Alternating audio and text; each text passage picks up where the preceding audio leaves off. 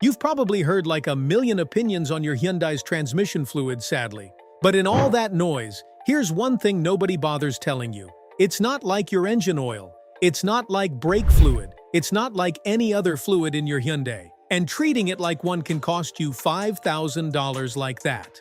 I'm Dean, a mechanic of 15 years, and today I'll be telling you all about the single most misunderstood, most argued about, most my cousin's best friend's uncle said, piece of Hyundai maintenance there is: transmission fluid.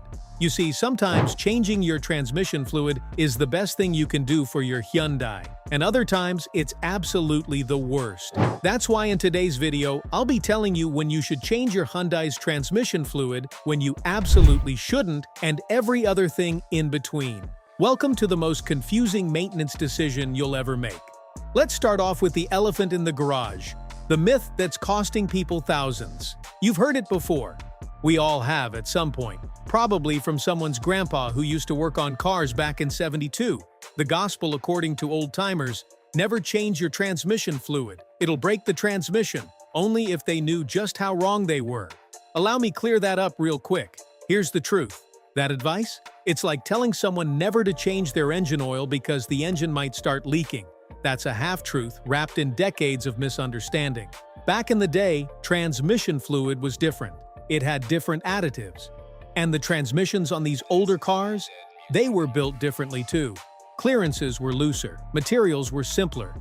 You could drain a '78 Chevy's transmission, fill it with whatever was on sale at some random bodega, and it'd keep shifting for another 100,000 miles like nothing happened. That, guys, is how this myth started from. In fact, I've had people who believe their transmission took a nosedive because they actually changed the transmission fluid.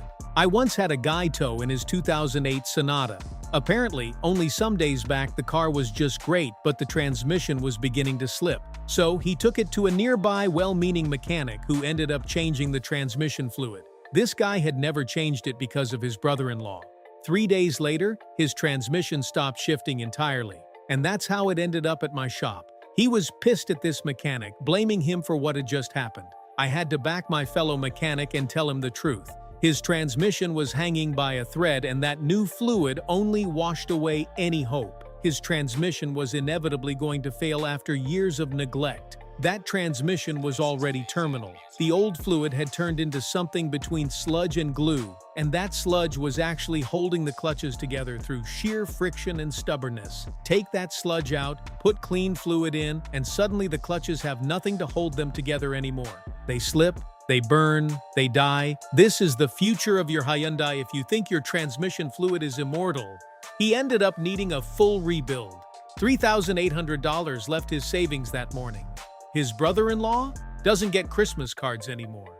Now that that's out the way, let me tell you all you need to know about Hyundai transmissions. The 3 types of Hyundai transmissions you actually need to know about. Before we talk fluid specifics, you need to know what you're even dealing with. Hyundai engineers have been busy over the years, and they've stuffed all kinds of transmissions into their cars. Fortunately, I've been elbow deep in enough Hyundai hoods to know exactly what's going on down there. So here's all I know, starting with the traditional automatic 6-speed and 8-speed. These guys are your workhorses. The 6-speed you'll find in basically everything from 2010 onward: Sonatas, Elantras, Tucsons, Santa Fe's. The 8-speed showed up later in the bigger stuff. I'm talking the Palisades, the Genesis sedans before they became their own brand. How will I describe these transmissions? Conventionally hungry. This means they need fluid changes. They expect them frequently. Don't get me wrong, they're not some delicate flowers, but they're also not immortal. The 6-speed takes SP4 or SP4M1 fluid. What are you doing? Write that down. The 8-speed takes SP4-RR. Get it wrong or mistaken, and your transmission will let you know by shifting like it's a toddler at the wheel. Next up is the CVT, continuously variable transmission. Oh boy, the CVT. Look, I'm not gonna be the one to tell you CVTs are bad. They're not. They do what they're supposed to do: improve fuel economy, provide smooth acceleration, make your car feel like it's powered by a rubber band. But they're so sensitive, like, don't look at it wrong, sensitive. This means the fluid in a CVT is all it's got. Don't even joke about it. It's the thing that keeps the belt from shredding itself against the pulleys. It's the thing that prevents metal-on-metal contact at high pressures. And it's very specific. How specific? You cannot, I repeat, cannot put regular automatic transmission fluid in a CVT. It'll destroy it in like 500 miles. Hyundai's CVT fluid is called CVT1. It's green. If your fluid isn't green, somebody has messed up. Then, to close it out, the DCT dual-clutch transmission. These show up in the sportier stuff, the Veloster Turbo, the Elantra Sport, some of the later Sonatas. A DCT is basically a manual transmission that shifts itself. 2 clutches, 2 input shafts, all the complexity of a manual with none of the driver involvement. Here's what kills DCTs. People don't understand them like they should, so they treat them like automatics. They creep forward in traffic, ride the clutches, and cook the fluid. And the fluid in a DCT isn't just for gears, it's for the mechatronics unit, the clutches, everything. DCTs need SP3 or SP4 depending on the generation, and they need it on time. Miss a service interval on a DCT and you're buying clutches. With that out the way, we can now talk about the fluid itself, what goes where, and why it matters. Let me save you hours of internet searching. Most people struggle with distinguishing this rainbow of transmission fluids. Truth is, putting the wrong fluid in the wrong transmission is just as dangerous as not even changing the fluid at all. Yeah, it's a lot of pressure. Trust me, I know. But I'll try making it a lot easier for you. I'll be starting with the SP3. This is your older stuff.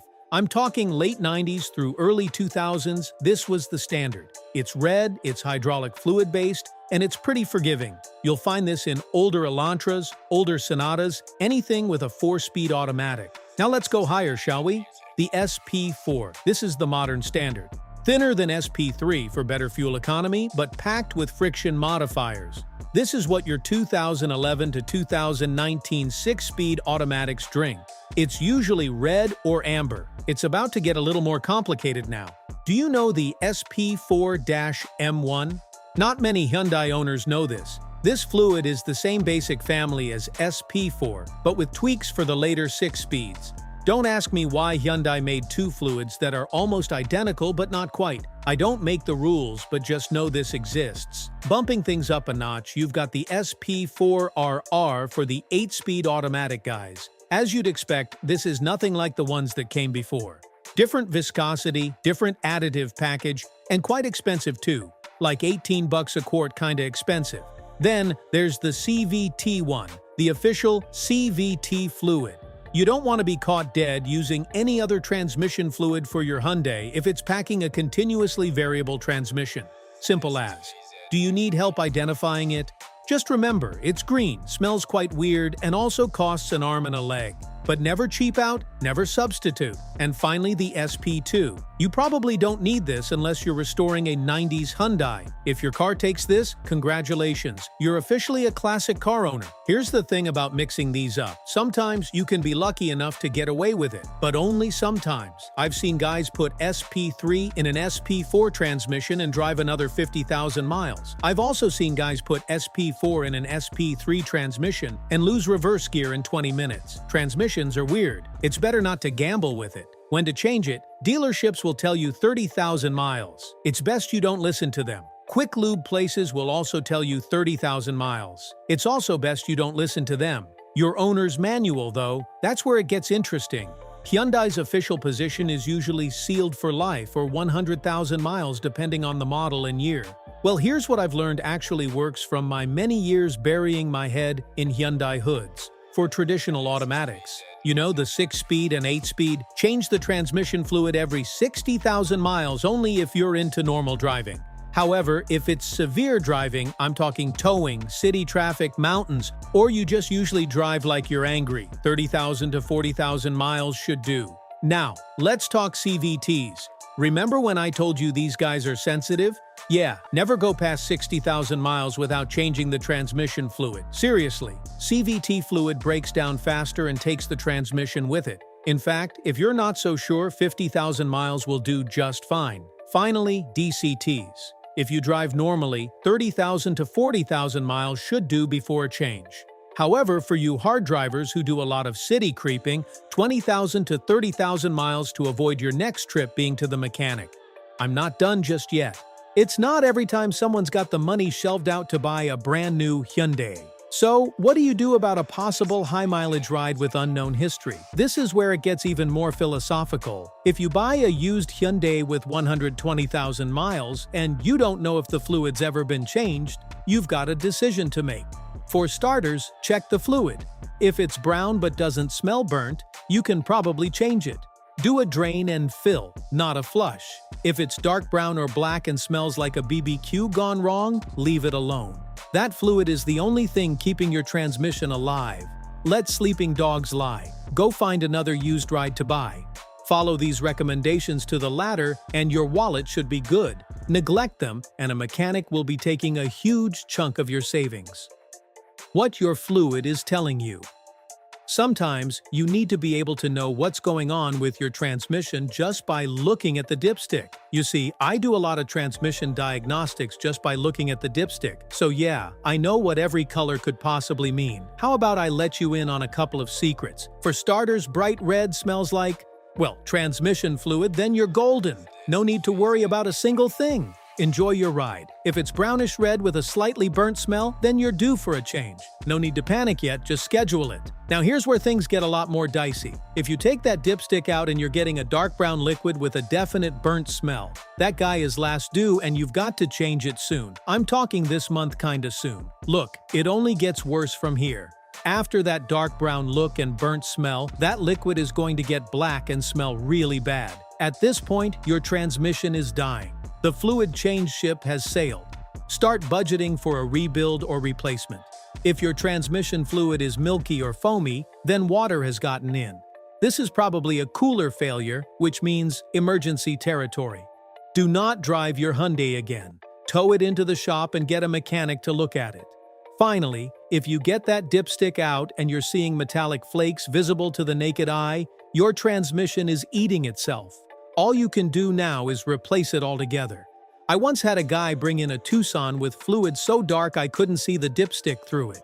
He asked if a fluid change would fix it. You should have seen the look on his face when I explained just how shot his transmission was. Another guy facing a crazy repair bill all because he listened to the wrong people and took the wrong advice. Don't be that person. Drain and fill versus flush.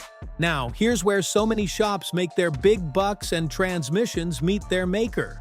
The good old drain and fill or flush. You see, so many mechanics get it wrong. They drain and fill when they are supposed to flush, and vice versa.